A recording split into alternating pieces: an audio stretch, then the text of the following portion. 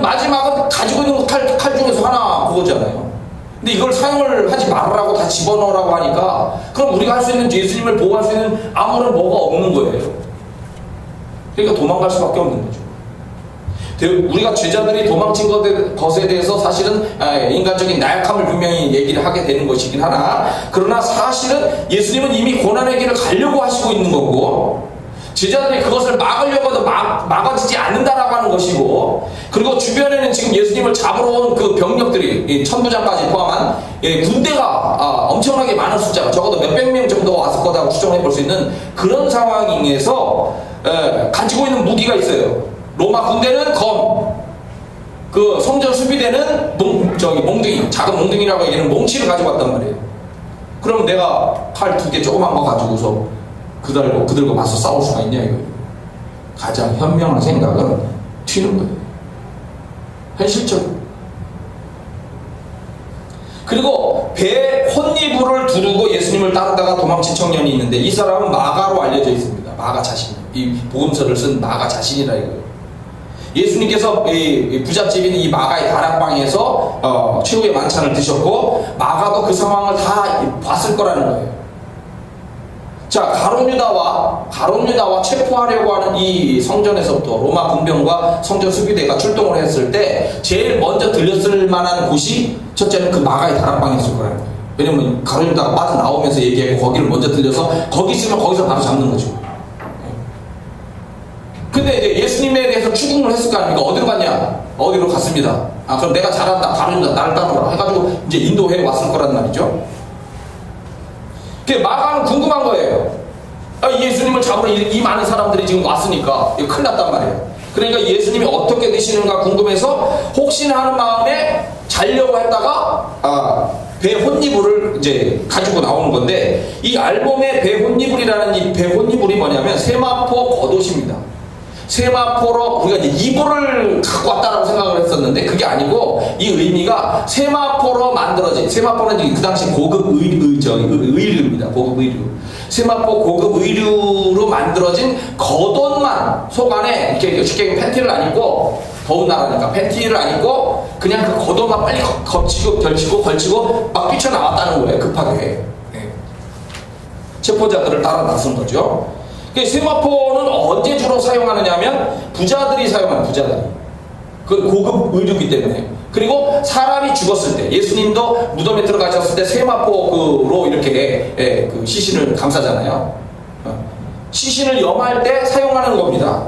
그러니까 이것은 일반 사람이 아니고 분명히 부자이기 때문에 부자일 것이고, 그리고 상황으로 봤을 때 마가가 틀림없다라고 추정을 하게 되는 겁니다.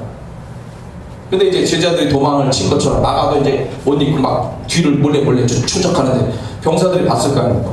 저 자식 왜 우리 쫓아오냐? 잡아라! 막 잡으니까 이거를 막 다 벗어 제끼고 그냥 맨만 보고 도망간 거죠. 이렇게 할 수밖에 없는 현실이에요. 제자들과 마가가 예수님을 위해서 그 순간에 할 수 있는 일이 뭐겠어요? 용기? 헌신? 충성? 그거를 말하려고 해도 이 중요한 순간에 그거 안 되고, 할 수 있는 일은 도망갈 수밖에 없는 이 같은 연약함 밖에는 남아있는 게 없는. 그리고 연결해서 그 연약함을 우리도 갖고 있는 것이기 때문에 우리의 연약한 힘과 어떤 능력으로 하나님의 큰 뜻을 바꿀 수가 없는 거예요. 하나님 지금 그 구원을 위해서 가고 있는 거예요. 그러니까 예수님이 그렇게 가라고 하셨고 가는 거니까 그걸 막을 수가 없어요. 우리는 연약한 죄인이에요. 도망칠 수밖에 없는 죄인이죠. 이사야서에서는 우리의 죄인에 대한 문제를 양이라고 했어요. 양. 우리가 다 양 같습니다. 양이 시력이 약하다고 그러죠. 10m 정도밖에 못 본다고 그러긴 하는데, 양처럼 양이 삐딱해질 수가 있는 거예요. 양이 항상 순종하는 게 아니고 양이 삐딱해질 수가 있어요. 양도. 그래서 양 같아서 그릇 행했답니다. 잘못 행했다는 거예요. 각기 제 길로 갔답니다. 여호와께서 우리 모두의 죄악을 그에게, 그리스도에게 담당시켰다. 이사야서 53장. 이사야서 64장. 무릇 우리는 다 부정한 자 같아서 우리의 의는 다 더러운 옷 같으며 우리는 다 잎사귀같이 시들므로 우리의 죄악이 바람같이 우리를 몰아가나이다. 주님을 위해서 할 수 있는 일이 없는 거예요. 그게 안타까운 거죠. 우리는 주님을 위해서 할 수 있는 것이 없어요. 그 순간에. 1964년도에요. 12월 달에 중국 윈난성 서북부 지역에서 실제로 일어난 일입니다. 자, 길을 가는데 차를 타고 갔어요. 눈이 많이 왔습니다. 그러니까 눈이 많이 오니까 차가 가다가 헛바퀴를 도는 일이 자꾸 생기죠. 산을 넘어가고 막 이렇게 하는데, 그래서 내려가지고 차를 밀고 또 빠져나오면 좀 타고 가다가 또 막히면 또 헛바퀴 돌면 또 내려서 차를 밀고 이렇게 하면서 이제 길을 계속 가고 있는데, 갑자기 밀고 있는데 늑대들이 나타난 거예요. 늑대가 나타나서 빨리 들어와! 그러니까 차로 이제 후다닥 사람들 들어왔단 말이에요. 늑대가 여러분 얼마나, 이제 성경에는 일이라고 합니다. 일이. 늑대가 여러분 얼마나 하면 우리 집에서 기르는 개가 아니에요. 늑대가 원래 개념이. 늑대는 이 길이가 기본적으로 2m입니다. 2m.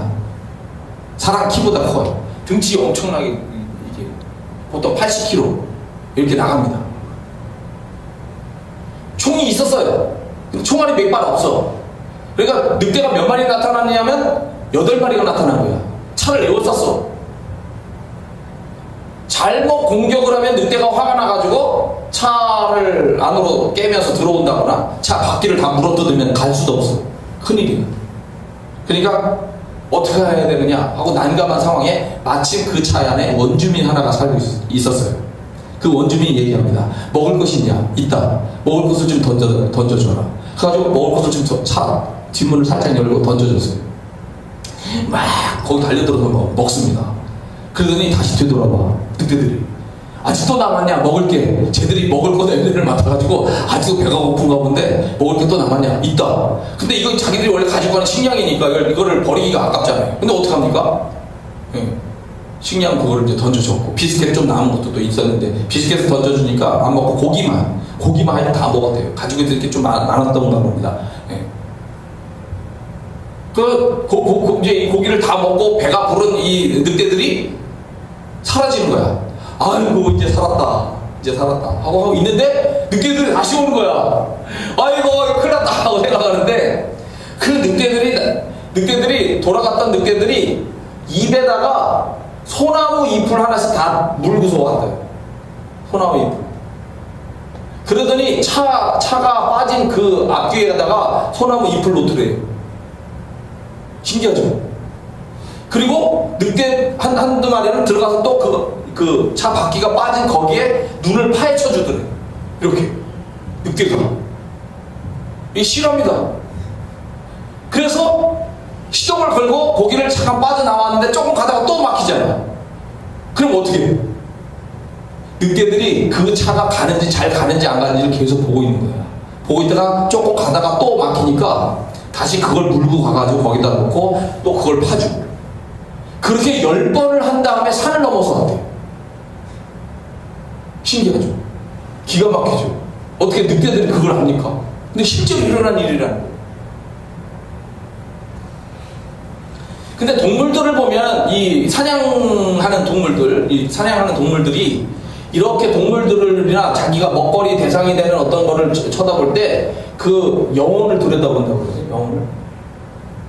무슨 얘기냐면은 내가 정상적인 동물인지, 아니면 내가 아픈지, 늙었는지, 내가 가진 무기가 낡았는지, 이런 거를 들여다본다는 거예요. 그래서 하이에나가 예를 들어서 공격을 할 적에 많은 그 누우무리가 있었는데, 그 누우무리 중에 하이에나가 어떤 그 누우를 밤인데, 야간인데 잘 안 보였는데 공격을 하더라는 거예요. 그래서 공격을 해서 잡아가지고 그 누우를 먹었는데, 아침이 됐을 때 그 카메라맨들이 쫓아가서 도대체 왜 그 많은 동물 중에 그 누우를 공격했느냐를 보니까 누우에 뿔이 달아있더래요. 그렇게 쉽게 얘기하면 약한 놈을 찾아가지고 공격을 하게 된다는 거죠. 근데 동물도, 여기 지금 늑대도 마찬가지지만, 늑대가 사람들의 상황과 사람들의 마음을 꿰뚫어보고 있는 거예요. 하물며 하나님을 모르시겠냐? 하물며. 응? 하나님도 우리의 연약함을 잘 알고 있어요. 마가는 자신을 포함해서 제자들이 모두 연약하여 도망간 것을 적고 있는데 그게 우리들의 현실인 거야. 그게 우리의 솔직한 고백이고 그게 우리의 현실이야. 그것도 주님은 아신다는 거지. 그것도 아신다는 거예요. 로마서 8장 26절, 이와 같이 성령도 우리의 연약함을 도우시나니 우리는 마땅히 기도할 바를 알지 못하나 오직 성령이 말할 수 없는 탄식으로 우리를 위하여 친히 간구하시느니라. 성령께서 하시는 일이 우리의 연약함을 도와주신대요. 우리는 스스로 나는 강하다, 나는 뭐 잘났다, 뭐 뽐낼 수 있는 것이 있겠지만 하나님 보실 때 우리 연약함이 있어요. 죄악도 물론 이런 것 있는 거지만. 히브리서 4장, 우리에게 있는 대제사장 즉 예수 그리스도는 우리의 연약함을 동정하지 못하실 이가 아니다. 그러니까 부족하고 연약한 자를 봤을 때 동정의 마음을 갖는 것, 예? 이거를 안 가질 뿐이 아니라는 거예요. 우리는 그분이 봤을 때 우리는 얼마나 부족하냐 이거지. 그분은 당연히 우리의 연약함을 동정하고 그리고 그 문제를 해결해 주신다는 거죠. 지난번에 1달러 얘기했잖아요. 1달러를 들고 그 병을 고치기 위해서 말이죠. 하나님을 찾기 위해서 이 1달러를 들고 막 쫓아다니는데 이걸로 해결이 되나? 근데 그 아이의 그 마음을 아시고 그 부자 노인이 병을 고쳐주잖아요. 이사야서 14장, 그들은 다 내게 말하여 이르기를, 주변 사람들이 내가 누구냐면 바벨론 왕입니다. 바벨론 왕이 막 잘 나갔단 말이에요. 나라가 막 그 당시에 천하를 통일했던 왕이 바벨론 왕이란 말이에요. 바벨론 왕이 잘 나가고 있으니까 막 이렇게 얘기를 하고 있지만 결국은 하나님이 때려서 바벨론이 망가지잖아요. 무너지잖아요. 그 무너졌을 때 사람들이 주변에서 조롱하면서 이렇게 얘기하는 거야. 야, 너도 우리같이 연약하게 되었냐? 너도 결국은 우리같이 됐네? 하고 놀리는 거죠. 놀리는 말을 얘기를 하는 거예요. 이사야서. 바벨론 왕이면 뭐하냐 이거야. 그게 한평생 권력인 줄 알았는데, 그 나라가 영원할 줄 알았는데 그거 별수 없더라. 시간이 지나고 무너지고 너도 내려앉고. 하나님이 이스라엘을 회복하기 위해서 강력한 바벨론 나라도 때려버리고 왕이라도 낮추시니까 결국 다 무너진다는 거예요. 하나님 외에 강한 자가 어디 있겠어요? 다 약한 거야. 나는 강한 것 같이 보이지만 하나님이 하면은 그게 드러나는 거예요. 결국 아무것도 아니야. 인간이 가지고 있는 권력과 이 뭐 자랑할 만한 모든 것들이 아무것도 아닌 거예요. 그렇기 때문에 우리가 해야 될 일은 이 제자들이 직면한 현실과 마찬가지로 주 앞에 겸손할 수밖에 없어요. 나는 내가 믿음 가지고 있다, 뭐 담대함을 가지고 있다 하지만 위기 상황이 닥치거나 어려움이 있을 때는 언제든지 나는 이렇게 무너질 수밖에 없는 연약한 존재다. 그래서 겸손해야 된다는 거예요. 하나님의 은혜의 보좌 앞에 무릎을 꿇을 수밖에 없다라고 하는 것을 우리는 이 말씀을 통하여 깨달을 수가 있다는 겁니다. 자, 첫 번째 말씀을 다시 한번 정리하면, 베드로와 같이 우리가 칼을 들고 할 수 있는 일이 있겠지만은 그건 미미한 일입니다. 주님이 이루어 가시는 사랑과 평화, 정의의 큰 뜻이 있기 때문에 우리는 우리의 힘을 버리고 그분의 큰 뜻을 따라야 된다는 거예요. 또 우리는 연약하여 도망칠 수밖에 없는 사람들인데, 그래서 겸손해야 하고 주님의 은혜를 구하는 자들이 되어야 된다는 겁니다. 오늘은 이렇게 말씀을 드리도록 하겠습니다.